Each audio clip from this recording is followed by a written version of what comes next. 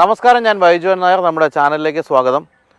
ഏറ്റവും പുതിയ ജാവ 42-ൻ്റെ 2021 മോഡലാണ് നമ്മളിന്ന് ടെസ്റ്റ് റൈഡ് ചെയ്യുന്നത്. ടെസ്റ്റ് ഡ്രൈവ് എന്നാണ് വായി വരുന്നത്, കാരണം എപ്പോഴും നമ്മൾ 4 വീലേഴ്സാണ് ചെയ്യുന്നത്, ടെസ്റ്റ് റൈഡ് ചെയ്യുന്നത്. നിങ്ങൾക്കെല്ലാം അറിയാവുന്ന പോലെ തന്നെ ഇന്ത്യയിൽ വലിയൊരു വിപ്ലവം സൃഷ്ടിച്ചുകൊണ്ട് വന്ന വാഹനങ്ങളാണ് ജാവയുടേത്. വളരെ മുമ്പ് ഞാനൊക്കെ വളരെ ചെറുപ്പമായിരുന്ന കാലത്ത് ഇന്ത്യയിലെ റോഡുകളിൽ നിറഞ്ഞു നിന്നിരുന്ന നിറസാന്നിധ്യമായിരുന്ന ബൈക്കുകളാണ് ജാവയുടേത്. അതിനുശേഷം പിന്നീട് വിസ്മൃതിയിലായി. ഇപ്പോൾ പുതിയ കാലഘട്ടത്തിൽ മഹീന്ദ്രയാണ് ജാവയ്ക്കൊരു പുതു ജന്മം നൽകി തിരിച്ചു കൊണ്ടുവന്നിരിക്കുന്നത്. അപ്പോൾ അതിനുശേഷം വന്നിരിക്കുന്ന 2-3 മോഡലുകളാണ്. അതിൽ ഏറ്റവും കാര്യമായ രീതിയിൽ ഒരു ഫേസ് ലിഫ്റ്റോട് വന്നിരിക്കുകയാണ് ഇപ്പോൾ 42 എന്ന ഈ ഒരു ഏറ്റവും പുതിയ മോഡൽ. നിങ്ങൾ ഈ കണ്ടുകൊണ്ടിരിക്കുന്ന പോലെ തന്നെ ഒറ്റ നോട്ടത്തിൽ വാവ് എന്ന് പറഞ്ഞു പോകുന്ന രൂപഭംഗിയാണ്, അല്ലെങ്കിൽ ആ ഒരു പഴയ ക്ലാസിക് രൂപശൈലിയാണ് ഏറ്റവും പുതിയ 42-ന് കൊടുത്തിരിക്കുന്നത്. തന്നെയുമല്ല, പുതിയ 2 കളേഴ്സ് കൂടി ആഡ് ചെയ്തിട്ടുണ്ട് ഇപ്പോൾ ജാവ 42-ൻ്റെ ഈ ഒരു മോഡൽ നിരയിലേക്ക്. അങ്ങനെ കുറേ മാറ്റങ്ങളോടുകൂടി വന്നിരിക്കുന്ന ഏറ്റവും പുതിയ ജാവ 42-ൻ്റെ ടെസ്റ്റ് റൈഡിലേക്ക് ഒരിക്കൽ കൂടി സ്വാഗതം.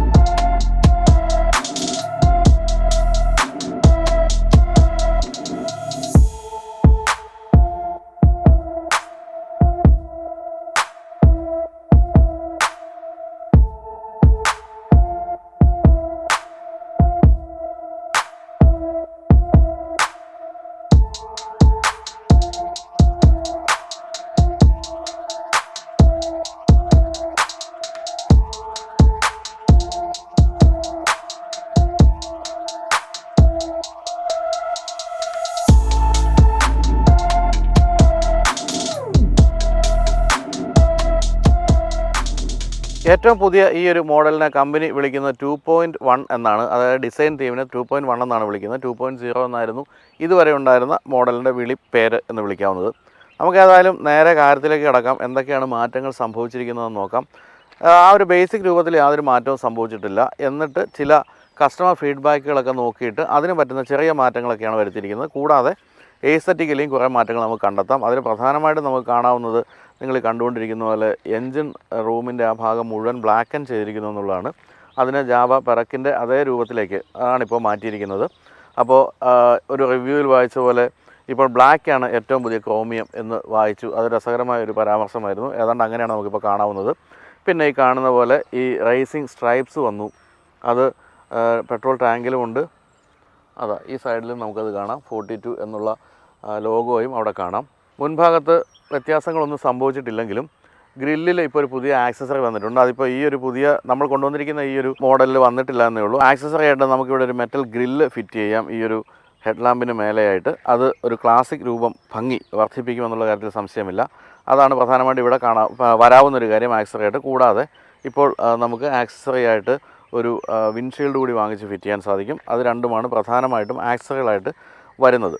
പിന്നെ പ്രധാനപ്പെട്ട ഒരു മാറ്റം നിങ്ങൾ കാണുന്ന പോലെ അലോയ് വീൽ വന്നു എന്നുള്ളതാണ്. വയേർഡായിട്ടുള്ള ആ ഒരു വീലിന് പകരം ഇപ്പോൾ അലോയ് വീൽ വന്നിരിക്കുന്നു. അതും ഈ ഒരു ക്ലാസിക് ശൈലിക്ക് തീർച്ചയായിട്ടും പിൻബലം നൽകുന്നുണ്ട്. അതിൽ ഈ ബ്രേക്കിൻ്റെ എലമെൻറ്റ്സ് എല്ലാം കൂടി വരുമ്പോഴേക്കും അതിമനോഹരമായിട്ടുണ്ട്, അല്ലെങ്കിൽ വളരെ പ്രൗഢമായിട്ടുണ്ട്. ഇവിടെ ക്ലാസിക് ലെജൻസ് എന്ന് കൊടുത്തിരിക്കുന്നു. ക്ലാസിക് ലെജൻസ് എന്ന കമ്പനിയാണ് ഇപ്പോൾ ജാവയെ തിരിച്ച് കൊണ്ടുവന്നിരിക്കുന്നതെന്ന് പറയാം. അതാണ് ക്ലാസിക് ലെജൻസ് എന്ന് കൊടുത്തിരിക്കുന്നത്. പിന്നെ വന്നിരിക്കുന്ന പ്രധാനപ്പെട്ട ഒരു മാറ്റമാണ് ഈ ഒരു bar and side view mirrors കൊടുത്തിരിക്കുന്നു എന്നുള്ള കാര്യം.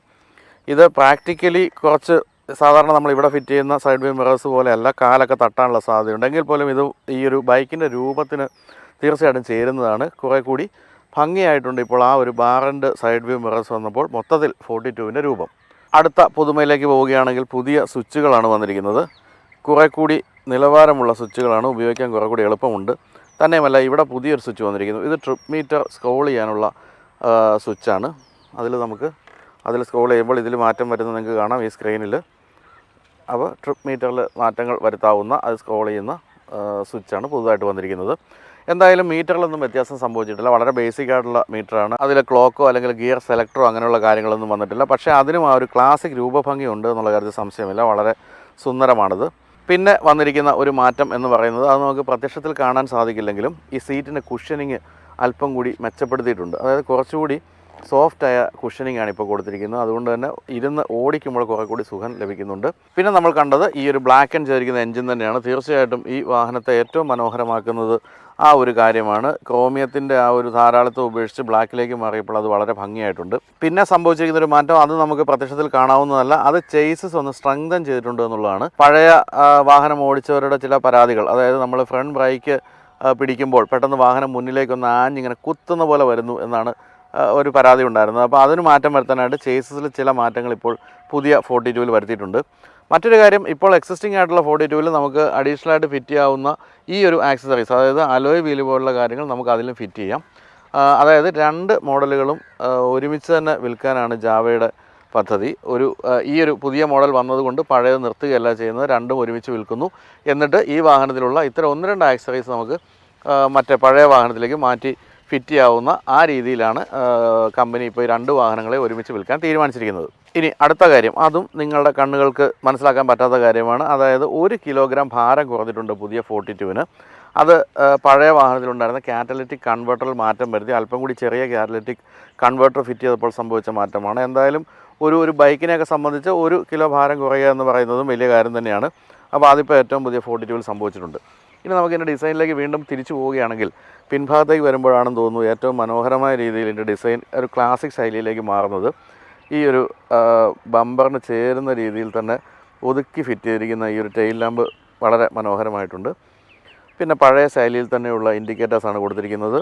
ഡ്യുവൽ എക്സോസ് പൈപ്പുകളാണ്, അതുമൊക്കെ ബ്ലാക്കൻ ചെയ്തിട്ടുണ്ട്, അത് മനോഹരമായിട്ടുണ്ട്. അങ്ങനെ മൊത്തത്തിൽ 6 നിറങ്ങളാണ് ഇപ്പോൾ 42-നുള്ളത്. അതിൽ ഏറ്റവും പുതിയ 3 നിറങ്ങൾ ഈ 2.1 വേർഷനിൽ പെടുന്ന 42-നാണ് വന്നിരിക്കുന്നത്.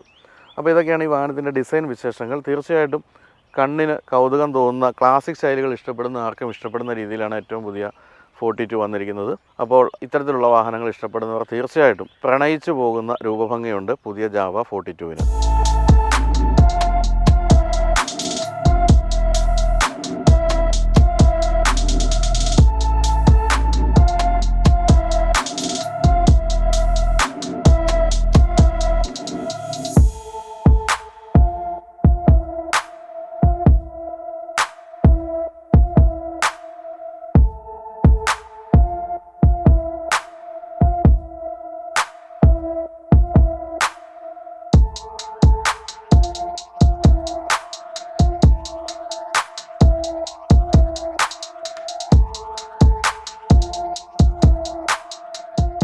ഞാൻ വല്ലപ്പോഴും ഒക്കെ ബൈക്ക് ഓടിക്കാറുള്ളൂ, പക്ഷെ ഓടിക്കുമ്പോൾ അത് ആസ്വദിച്ച് തന്നെയാണ് ഓടിക്കുന്നത്.